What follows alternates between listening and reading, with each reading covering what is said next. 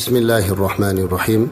Bir inson bu dunyodan o'tadigan bo'lib qopti-yu, yaxshi solih inson ekan, farzandlarini chaqirib vasiyat qilibdi. Bolalarim debdi. Men bu dunyodan o'tganimdan keyin ikkita vasiyatimni qilishinglarni iltimos qilaman. Bitta vasiyatimni hozir aytaman, ikkinchi vasiyatimni yozib bir joyga ko'mib qo'yganman. Agar birinchi vasiyatimni qilsalaringiz, ikkinchi vasiyatimni ochib o'qimanglar. Agar birinchi vasiyatimni qila olmasanglar, unda ikkinchisini ochib albatta qilinglar. O'g'illari so'radilar: "Otajon, nima u vasiyatlar?" Birinchi vasiyatim: "Meni oyog'imda bot kasalim bor bilasizlar. Sovuqdan qo'rqaman. Men olamdan o'tganda meni oyog'imga mahsi kiydirib ko'minglar. Iloji bo'lmasa paypoq kiydirib qo'yinglar.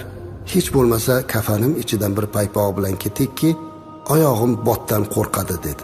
Agar bu vasiyatimni qila olmasanglar, unda mana bu joyga ko'mgan ikkinchi vasiyatimni qilarsizlar deb vasiyat qildilar. Bu odam olamdan o'tgandan keyin farzandlar, domlalar oldiga chiqib, "Otam shunday vasiyat qildi, oyoqlarga kiydirib ko'mamiz ekan" dedilar. Odamlar, xususan ahli ilm ustozlar o'g'illariga qarab, bu vasiyat e'tiborga o'tmaydi. Agar vasiyati shariatga to'g'ri kelmasa, bunga amal qilinmaydi. Endi otangizga tikilgan narsani kiydirish mumkin emas.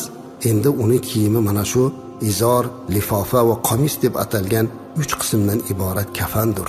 O'g'illari yig'ladilar, siqdadilar, lekin ulamolar unamasdan mana shunday olib borib ko'mdilar. Bir paypoq kiydirishga ham ruxsat bermadilar. Uylariga qaytib kelib farzandlar to'planib, yig'lashib, "Otamizni vasiyatini qila olmadik. Otam agar birinchisini bajara olmasangiz, ikkinchisini bajaringlar" degan edilar. O'sha ikkinchi vasiyatni ko'mgan joyidan olib kelinglar dedi. Borib ko'milgan joydan vasiyat qog'ozini olib keldilar. Olib o'qidilar. Unda quyidagi so'zlar yozilgan ekan: "Aziz farzandlarim, jigar ko'shalarim, dunyo topdim, qasrlar qurdim, mol hollar qildim, qancha sizlarga xazinalar qoldirdim. Lekin o'zingiz guvoh bo'lib turganingizdek, qabrimga hatto bitta eski paypog'imni olib ketishga ham ruxsat berishmadi. Shunday ekan, bu dunyodan olib ketadigan narsalarnigina ko'paytiringlar" deb qo'ygan ekan. Juda oqilona bir vasiyat. Haqiqatda ham hamma narsa qoladi. Biz azizlar u yoqqa olib ketadiganimizni ko'paytirishimiz kerak. Ba'zan inson har xil imtihonlarga tushib qoladi. Otasidan ayrilib qoladi, onasidan ayrilib qoladi. Mana shu holatlarda azizlar, biz hamma narsaga tayyor turishimiz kerak. Bizga savollar beriladi ba'zan. "Domla, nima qilishimiz kerak shu holatda?"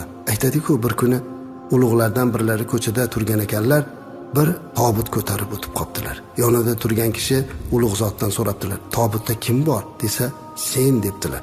Haligi odam hayron bo'lsa, "Xohlamasang unda men" deb javob bergan ekanlar. Shunday ekan, bunga tayyorgarlik ko'rishlik kerak. Men bu haqida chuqur gapirmoqchi emasman, ko'pchilikni qayg'uga qo'ymoqchi emasman, lekin azizlar buni bilish kerak.